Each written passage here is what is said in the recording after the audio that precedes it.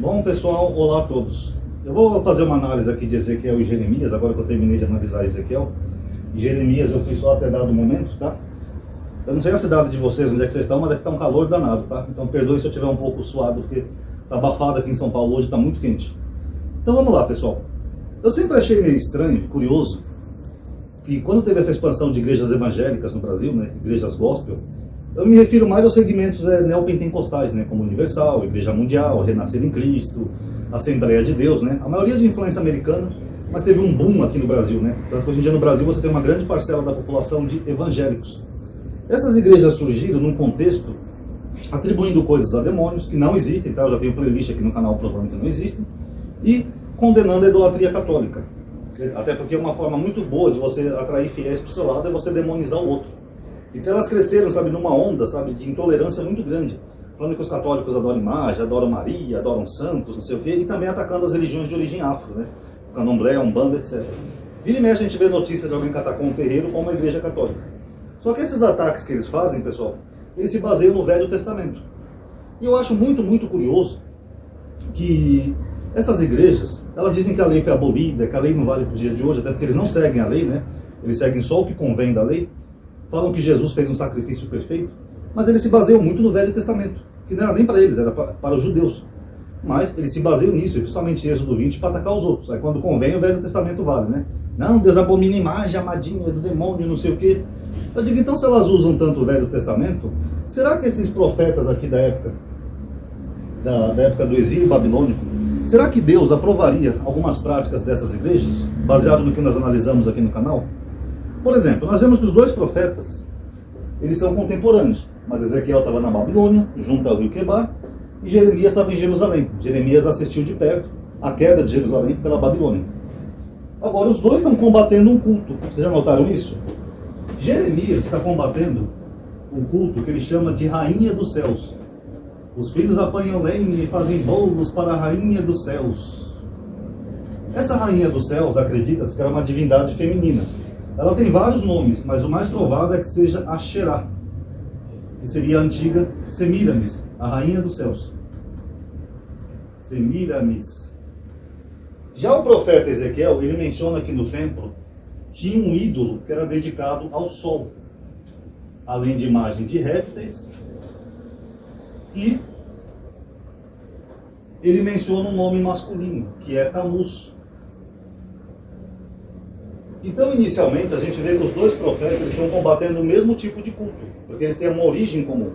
Tamuz, eu já fiz um vídeo aqui no canal, é uma lenda muito antiga, ela tem uma variação na história dela, então você vai ter mais de uma história de Tamuz, mas basicamente, Semíramis era a mãe dele, uma outra versão fala que ela era esposa dele, outros falam que ela era mãe e amante dele. Seria tipo a Forderes, né? A Forderes era mãe e amante do cara lá que ela matou. E esse Tamuz, ele foi no bosque, ele era muito mau, e esse Tamuz, em dado momento, ele morre, ele cai no madeiro e morre. É daí que se origina, para quem não sabe, aquela maldição de Deuteronômio 18. Maldito aquele que for pendurado no madeiro. O pendurado é maldito de Deus. É isso que Paulo, inclusive, tenta defender Jesus em Gálatas, né? Que ele fala, não, ele se fez maldição por nós para nos resgatar da maldição da lei. A maldição de ser pendurado no madeiro. Então tem toda uma origem remota por trás. Mas o fato é que os dois profetas dão a entender que em dado momento esse culto chegou a Israel, o culto a Tamuz. Ou seja, através da Rainha dos Céus e através de Tamuz, que é mencionado por Ezequiel. Então é curioso, né? Porque se a gente for pegar ao pé da letra que os profetas estão combatendo, eles estão combatendo o culto a um homem. Alguém que era venerado na época, que morreu e as mulheres choravam por Tamuz. Inclusive Tamuz, ele é escrito com a antiga letra tal, que é a mesma letra que originou a cruz. Tamuz. Curioso, né? E a Rainha dos Céus, ela acabou sendo combatida, né? Nunca mais foi cultuada. Mas enfim, mas é curioso, né? Que a gente vê uma simbologia parecida aqui, de alguém que morreu no madeiro, de uma forma que é considerada maldita, está lá em Deuteronômio 18, e o culto dessa pessoa é bem semelhante ao culto que a gente vê hoje em dia. Inclusive teve aquele patriota do caminhão, né? Ele devia ler a Bíblia, o pendurado é maldito de Deus. É por isso que Paulo lá em Gálatas ele fala, inclusive Gálatas, a gente podia fazer um vídeo uma hora sobre isso, que é muito interessante, que eu já mostrei por alto aqui no canal. Mas Paulo, ele não usa a palavra cruz, ele usa madeiro, dando a entender que Jesus morreu exatamente daquela forma que está descrito em Deuteronômio. E é por isso que Paulo está fazendo uma defesa ali. perante os judeus. Porque para os judeus aquele tipo de morte é considerado maldita. Mas Paulo fala, não, ele se fez maldição por nós. A gente pode falar mais sobre isso. Outra coisa que nós temos em comum, pessoal, Ezequiel ele dá a entender que Israel teve uma revelação no Egito, como se Deus tivesse aparecido para eles no Egito. Dá a impressão que essa é a visão do profeta, que nem nós vimos aqui no vídeo. Ele chega a dizer que Deus se manifestou no Egito e Deus até castigou os israelitas no Egito. Uma informação que nós não temos nos outros livros da Bíblia, mas Ezequiel ele dá a entender isso. E aí ele comenta que os hebreus eles trouxeram do Egito um tipo de prostituição, mas ele não menciona o quê? Mas a gente sabe que prostituição na Bíblia é um culto idolátrico, é cultuar outra divindade. Mas o que nós temos mais parecido na Bíblia hebraica, que possa ter vindo do Egito ou ter tido uma influência egípcia, é a Arca da Aliança. Porque era inspirada naquela arca egípcia, a Arca de Anubis, entre outras arcas. E quando a gente vai para Jeremias, que é um outro profeta contemporâneo de Ezequiel, ele menciona a mesma coisa da Arca da Aliança. Ele fala, ela será esquecida, nunca mais será lembrada e nunca mais será refeita. Ou seja, segundo Jeremias, Deus está condenando a Arca da Aliança. Olha, eu não quero mais essa Arca da Aliança aqui. Acabou. Nunca mais vão fazer cópia dela, não vão fazer ela de novo, ela não vai aparecer mais essa arca. Como até hoje, nunca mais ninguém viu essa Arca da Aliança. Então é curioso que nós temos dois profetas, dois que estão combatendo esse culto, supostamente da Arca da Aliança, que possa ter vindo do Egito. O que teria tão demais nesse culto da Arca da Aliança? Dá a impressão que não era de Deus isso. Dá a impressão que era uma coisa que os hebreus copiaram dos egípcios, ou deram uma ressignificada, né? E acabou gerando um culto idolátrico. E aí eu pergunto, se é tão grave assim, se era tão abominável para Deus, por que algumas igrejas replicam essa Arca da Aliança? Algumas igrejas por aí ditas evangélicas. Por que eles dão tanta importância para algo que Deus abominou segundo dois profetas? Não é curioso? Quer dizer que na visão deles os católicos vão perder a suposta salvação por ter imagens nas suas igrejas. São Pedro, Santo Antônio, Maria, etc. Agora, isso que Deus abominou em dois livros, eles permitem? Que salvação mais doida é essa? Fora que isso aqui é uma coisa do Velho Testamento, não tem nada a ver nem com Cristo, nem com a Nova Aliança. Estranho, né, pessoal? Curioso. Outra coisa que os dois têm em comum, tanto Jeremias quanto Ezequiel, os dois profetas dizem que quem instaurou a abominação em Israel foram os profetas e os sacerdotes. Jeremias é até mais rigoroso, né, contra os profetas, né? Ele chega a falar que dos profetas de Jerusalém saiu a contaminação sobre toda a terra. Já Ezequiel se foca mais nos sacerdotes. Conforme nós já vimos aqui em uma série de vídeos do canal. Aqui eu estou fazendo só um compilado. Então, segundo Jeremias, os profetas eram mentirosos. Eles profetizavam mentiras em nome do Senhor. Eles falavam coisas que não aconteciam. Inclusive, eu acho que é por isso que se originou aquela lei de Deuteronômio. Acho que é 18 também. Eu não lembro se é 18 ou 28. Onde Deus fala assim: e se algum profeta falar alguma coisa em nome do Senhor e não acontecer, em vão falou tal profeta.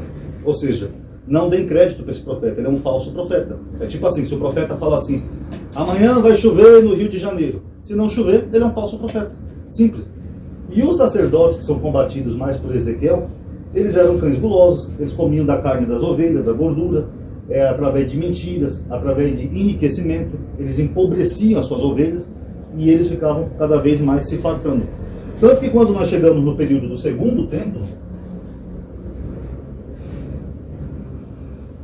o profeta Zacarias, ele fala claramente que Deus ia tirar da terra o espírito de profetas. Porque Deus ficou tão pé da vida com os profetas que ele falou, não vai ter mais profeta, acabou. Não vai ter mais profeta na terra. Eu já fiz um vídeo mostrando e provando isso. Quando você pega lá o livro de Macabeus, você vê que ele menciona claramente. Os evangélicos não têm esse livro na Bíblia, mas tem online para quem quiser ver. Desde o dia que sumiram os profetas da terra. Porque Deus falou através de Zacarias. Não quero mais profetas na terra. E a gente vê isso já em Jeremias, que ele está descendo além dos profetas. Não quero mais profeta. E os sacerdotes, Ezequiel é claro ao dizer, Deus não vai querer mais sacerdotes. Eu mesmo vou ser o pastor do meu rebanho, eu não quero mais pastores. Ele fala, os pastores de Israel, não vou permitir mais pastores. Isso é reforçado por quem? Por Zacarias. O mesmo profeta aqui já do segundo tempo. O que Zacarias fala? E os profetas não mais vestirão pelo de camelo para mentir. Ou seja, não haverá mais profeta. E se alguém disser que eu sou profeta, ele dirá, é mentira, eu sou um trabalhador do campo, não sei o quê. Ele está reforçando o que os profetas anteriores falaram. Uma mudança de culto. Então você tem, antes do segundo templo, você tem profetas e sacerdotes que tinham uma importância muito grande na sociedade israelita.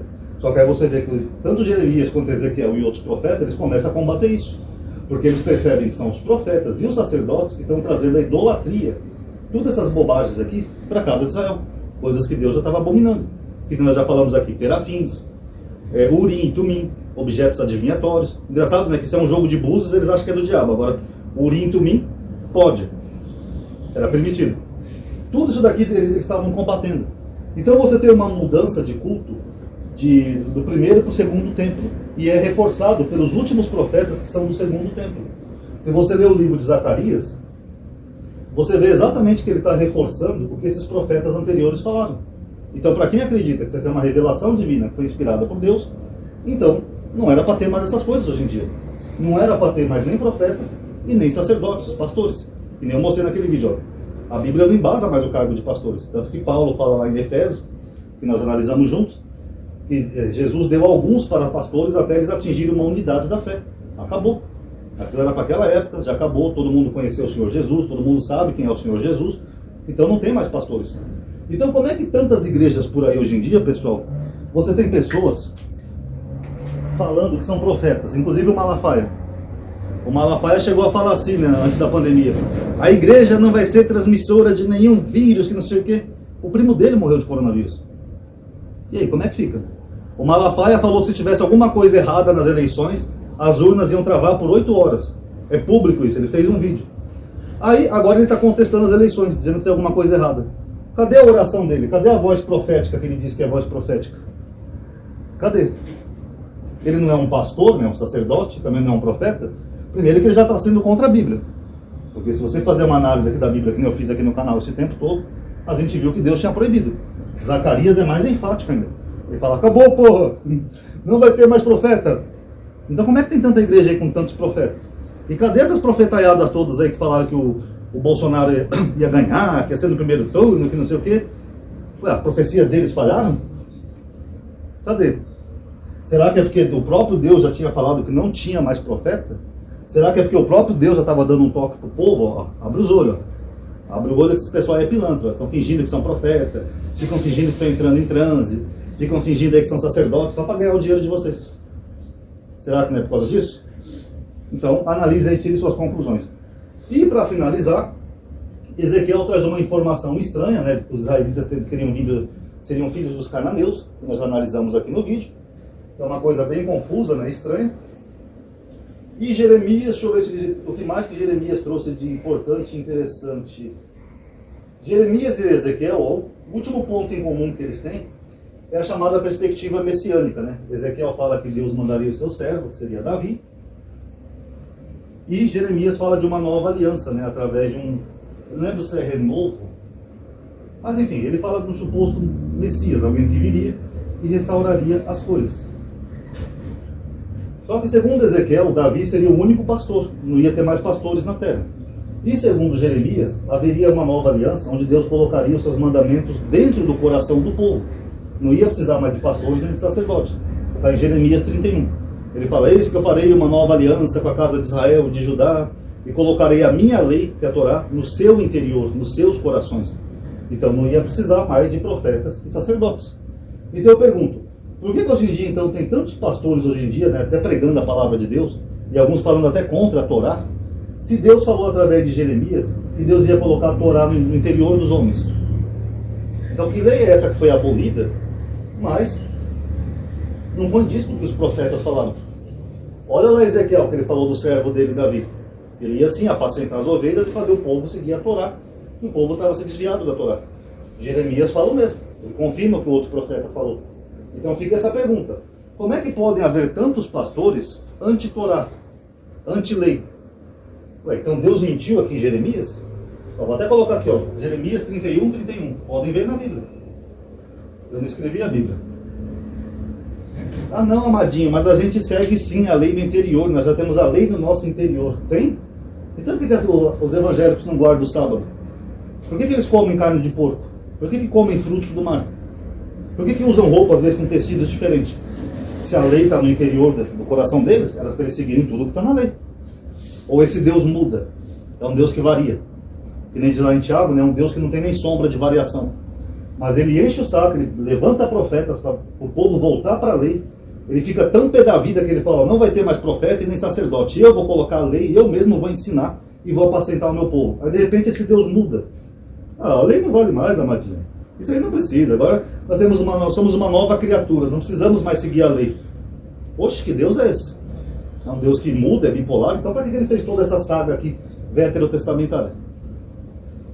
Vocês estão entendendo, pessoal, o ponto que eu estou chegando? É que esses pastores, eles não são, na verdade, pastores. São só pessoas que se auto-intitulam pastores e ficam regrando sobre a vida dos outros. E muitas vezes usando livros que eles nem sequer entendem ou estudam. Livros que era coisa para judeus, que era do povo judeu, que não tinha nada a ver com o não judeu, e mesmo assim eles usam para oprimir o povo. Que nem aquela postagem que eu fiz aqui da Marielle. Olha os comentários lá. Tudo baseado nisso. Então eu digo, se os cristãos se preocupam tanto com salvação, eu acho que eles deveriam se preocupar então com o que Deus falou. Não querem seguir o Deus, não é o Deus do Velho Testamento que eles querem seguir? Então deveriam estudar um pouco mais e ver um pouco mais qual é a saga desses homens que supostamente foram levantados por Deus.